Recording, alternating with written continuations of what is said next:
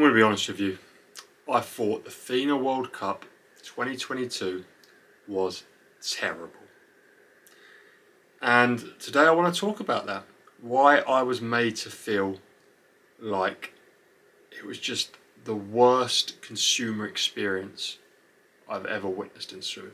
Now, before I go any further, I do just want to say thank you for all the subscribers lately. I'm about to hit 50,000, and if you do enjoy this channel, please do subscribe to the channel if you don't already. And if you do end up enjoying this video, give it a like, leave a comment, let me know what you thought of the FINA World Cup as well. You know, I'm going to unpack a little bit of it, but let me know if you had some thoughts that I didn't mention, or if you agree, or if you really don't agree and you loved the FINA World Cup.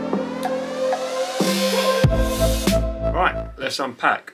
And I'm just going to get off the bat and say, when I say I thought it was terrible, I mean as a product. As someone who has sat at home consuming the FINA World Cup, I think FINA done a terrible job of basically creating a feeling of being part of the event and actually realising why it was so good. And this is something that I found with the ISL as well. I you know, done the ISL from two sides. I've done it from someone back home watching it, you know, in season 1 and season 2. And season 2 was locked down, I watched everything, and you know, I had a lot of feelings about it. And then the next season, season 3, I was there, and it's so hard because when you're there, it's just, you get it. It's hard to capture how awesome it is via a TV sort of stream. But this is not about the ISL, this is about the World Cup. And you know, the World Cup this year was abysmal, to say the least.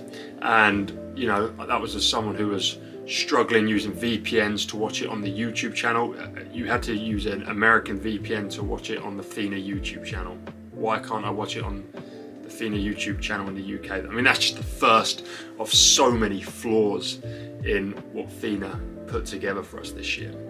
But I do want to talk about a few positives before, you know, this is just the most negative video I've ever made. And the swimmers done a brilliant job. There was world records, world junior records, World Cup records, close races. It was brilliant. You know, special shout outs to Dylan Carter and Beta Nelson for being the men and woman overall winners. They were fantastic, swimming phenomenally.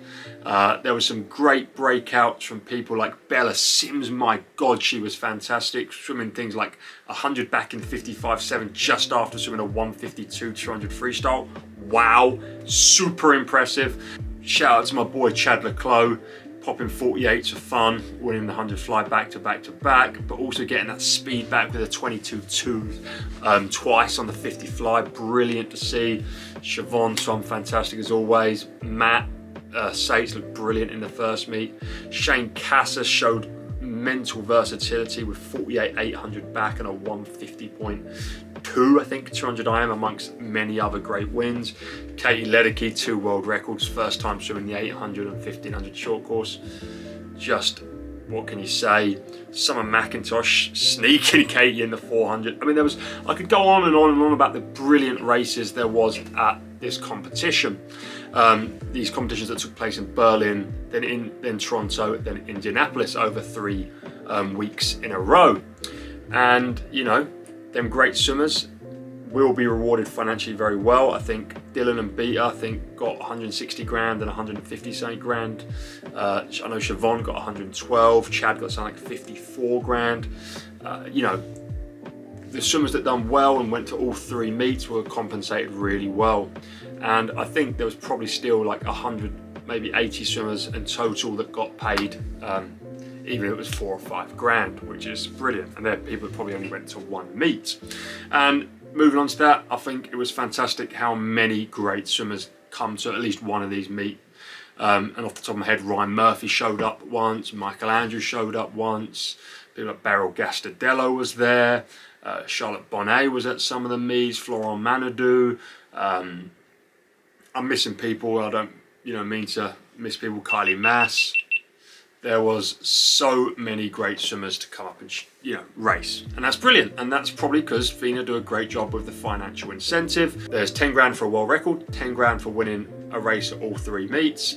There's 20 guys and 20 girls get a split of money at each meet for the top 20 based on your 3 best events at the meet, and then there's 8 people get an overall World Cup standings prize pool. I can put the money you can win up on the screen. And that sort of brings me to my first real big issue, and it's how bad FINA and the commentary team did at getting across how exciting and close the battle for the overall FINA World Cup winner was. You know, Nick Fink and Dylan Carter on the men's side won 9 events each, and that meant it come down to FINA points.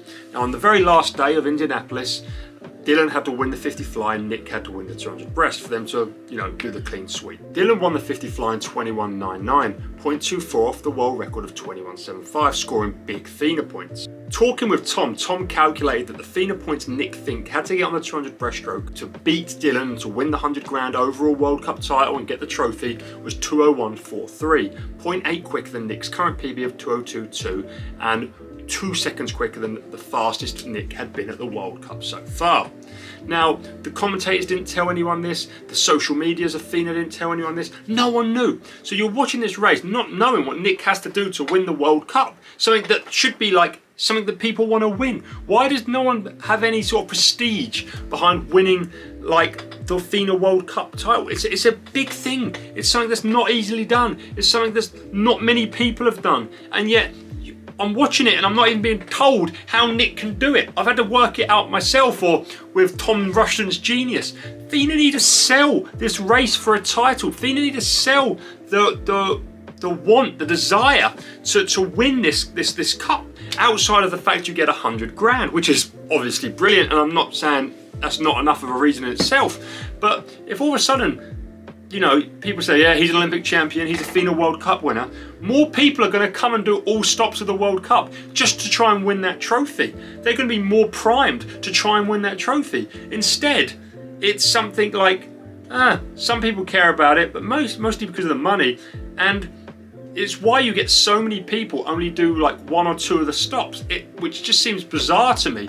I mean, one stop, it kind of makes sense. If you just do the one, you're in Germany, you do Berlin, or if you're in Toronto, you do Toronto. But if you do 2 of the 3 stops, especially if you've done a Berlin and say a Toronto, why would you not just go to Indianapolis? You know, you can make money, you can win the title. Like, it's kind of berserk to me, but that's because there's so little desire or selling point to be the World Cup, the winner.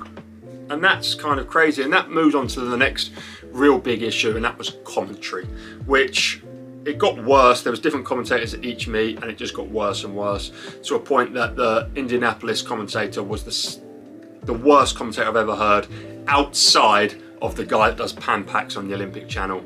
That guy 2018 was just abysmal. But this guy, I don't know if he didn't know swimming or just didn't know current swimming. I think he just didn't know swimming. He was getting names wrong, he was getting events wrong, he was getting stats wrong, he was getting countries wrong. He was clearly listening to the announcer in the arena and trying to copy what they said. And he didn't do anything outside of tell you what you could see. You want information and storylines and depth and building when you watch a race. You don't need someone to literally just tell you what you are watching on the screen. It's not radio. You know, you can see lane 5 is winning. And he was barely even doing that. It was awful. And FINA, if they want people to watch World Cups, they need to actually invest in getting people to watch World Cups and bringing some great commentators. There are some great ones in swimming, and there are also people that are willing to do it. You know, if they actually outsourced, you know, bring me, Brett and Nate in, who have been doing commentary for them, basically, for things like the Olympics, and getting great reviews. And this is not about me, I don't care if it's me or not, I'm just saying there are people that would be willing to do it and that would do a great job and know their swimming and care about their swimming, and sat there and watched every single race of the FINA World Cup this year, even through this god-awful commentary. And then I'm going to put some blame on the swimmers as well for making this, you know, not as good as it could be. And I know, I've been there, I've worked with these athletes, I know there's storylines in the back burners. I know there's little tussles forming and people are pissed off that they're losing to each other. And yet every single race interview was, Wow, I'm so happy to be here in Toronto. It's a brilliant city. I love it here. I'm just getting to race the best guys. They're all my friends and we just race so well, and it's, you know, I'm just really fortunate. And now I heard that interview from about 50 different swimmers, and it's like, I can see you're pissed off. You've just come third for the third meet in a row. Say, I really freaking wanted to win this one. I'm fed up of getting touched out by 0.01 every single meet, and that's costing me 30 grand. Freaking say it. Say you're here for the money. Say you're here to beat so-and-so. You know, tell people something. I mean, there was a few races where, yeah, the girls clearly did get on and, you know, it was a fun race. But other than that, I could see in their eyes they were pissed. I'm not naming names, but I know the swimmers and I know they're pissed. So, come on, athletes, do a better job in them post-race interviews and sell the sport, sell the storylines, make people want to tune into the next day of racing. There are a few other little things that I found frustrating, like coaches clearly not educating their swimmers on what they need to do out of a World Cup. Like, I don't know, some people just clearly missed a trick. Shane Cassis could have easily won the whole thing if he just made finals in the IMs in Berlin, which he clearly was capable of, considering he ended up winning the 100 and 200 IM at the next two meets. Actually, he didn't do the 200 IM in Indianapolis, but you get the point. He went the fastest 200 IM in, like, since Loxie in Toronto. Also, like, I just can't believe how many people, like, are coming here and not doing World Short Course. It just seems sad. But it does mean you get potentially some races faster at these World Cups than you will do at World Short Course, which is again why I love this meet, because it was super fast and they were great from that aspect. I'm probably missing some thoughts, and as I said, I loved how good the swimming was. I just hated how good the end product was, and that's my thoughts. That's my review of the World Cup 2022 as a swimming thing. Probably have a closer look and breakdown of some of the races and world records in the coming weeks, and if you want to see that, please do subscribe to the channel. If you liked and agreed with my opinions in this video, please do give it a thumbs up, and if you have further thoughts on the World Cup, please let me know in the comments, especially if you disagree completely and you think FINA done a great job of putting together a product. Beyond that, as always, I'll see you in the next video.